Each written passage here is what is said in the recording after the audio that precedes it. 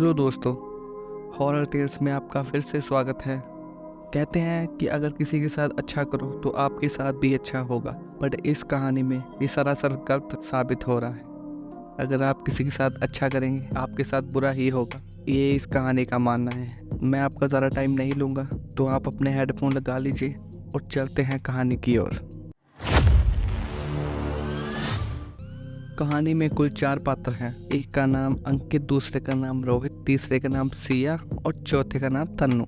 ये चारों एक ही स्कूल में पढ़ते थे। स्कूल में एक पुरानी क्लासरूम के बारे में कई अफवाह थी और वह अफवाह बहुत मशहूर थी। कहते थे कि उस क्लासरूम में एक टीचर की आत्मा भटकती है जो कई साल पहले वहाँ पढ़ते समय रहस्यमय तरीके से मर गए थे। और ऐसे ही एक दिन जब चारों दोस्त साथ बैठे थे तो सिया ने उस भूतिया क्लासरूम की घटना की बातों को शेयर लिया। उसने बताया कि कैसे लोग उस क्लासरूम में जाने से डरते थे और वहां से अजीब अजीब आवाजें आती थी।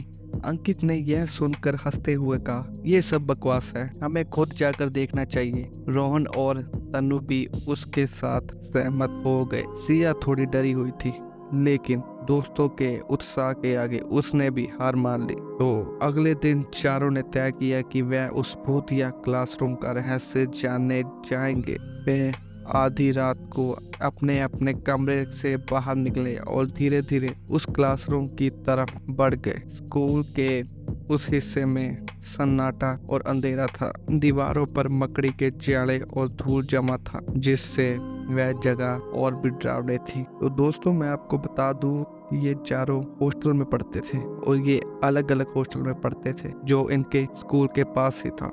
अंकित ने सबसे पहले दरवाजा खोला। दरवाजा चिरचिराने की आवाज के साथ खुला और चारों अंदर दाखिल हुए।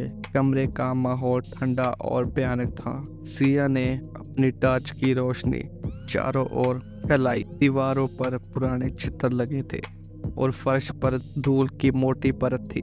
अचानक तनु ने एक कोने में एक पुरानी डायरी देखी। उसने उसे उठाया और सबने उसे पढ़ना शुरू कर दिया। डायरी में लिखा था, यह क्लासरूम एक टीचर का था जिसका नाम मिस्टर वर्मा था।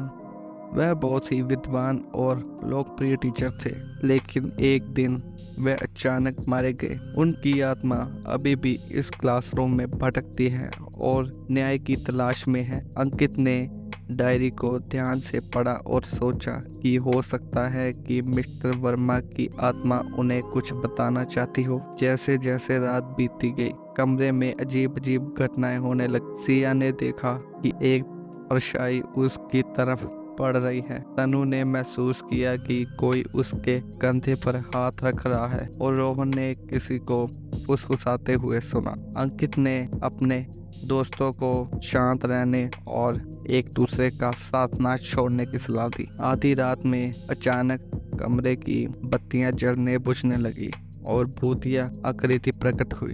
वह आकृति बहुत ही भयानक थी और उसने अंकित के दोस्तों को डराना शुरू कर दिया। अंकित ने हिम्मत जुटाई और भूत से बात करने की कोशिश की।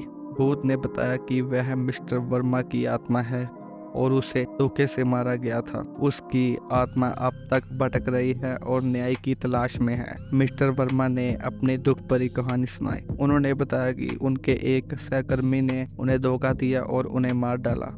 उनकी आत्मा अब भी इस क्लासरूम में भटक रही है और न्याय की तलाश में है। अंकित ने मिस्टर वर्मा को शांत करने के लिए वादा किया कि वह उनकी कहानी सबको बताएंगे और न्याय दिलाएंगे। सुबह होते ही चारों दोस्त स्कूल के प्रिंसिपल के पास गए और पूरी कहानी सुनाई। प्रिंसिपल ने पूरी कहानी सुनी और सुनकर झट से पुलिस बुलाई और मिस्टर वर्मा की मौत की जांच शुरू करवाई। पुलिस ने मिस्टर वर्मा के सहकर्मी को ढूंढ निकाला जो कि पहले से मर चुका था। तो न्याय दिलाने की प्रक्रिया शुरू हुई और मिस्टर वर्मा की आत्मा को आखिरकार शांति मिल गई। लेकिन अचानक ही चारों दोस्तों पर एक हमला हुआ। जैसे ही उन्होंने राहत की सांस ली थी, मिस्टर वर्मा के सहकर्मी की आत्मा, जो अब एक भूत बन चुकी थी, उन पर हमला कर दिया। रोहन और सिया पहले शिकार बने। तन्नू और अंकित ने भागने की कोशिश की, लेकिन तन्नू भी जल्दी ही गिर पड़ी। अंकित अकेला बच गया।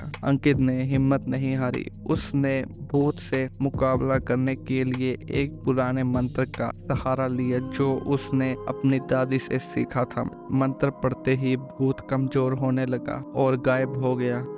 अंकित ने दोस्तों की आत्माओं के लिए प्रार्थना की और वादा किया कि वह उनकी कहानी को सबके सामने लाएगा। अंकित की बहादुरी और सच्चाई की वजह से वह जीवित बच गया। उसने अपने दोस्तों को न्याय दिलाने का वादा किया और इस भूतिया घटना को सबके सामने लाने की ठानी। स्कूल प्रशासन और पुलिस ने मिलकर इस घटना की जांच की और मिस्टर वर्मा और उसके दोस्तों को न्याय दिलाने का प्रयास किया। इस कहानी ने सबको यह सिखाया कि डर को हमेशा हिम्मत और सच्चाई से हराया जा सकता है।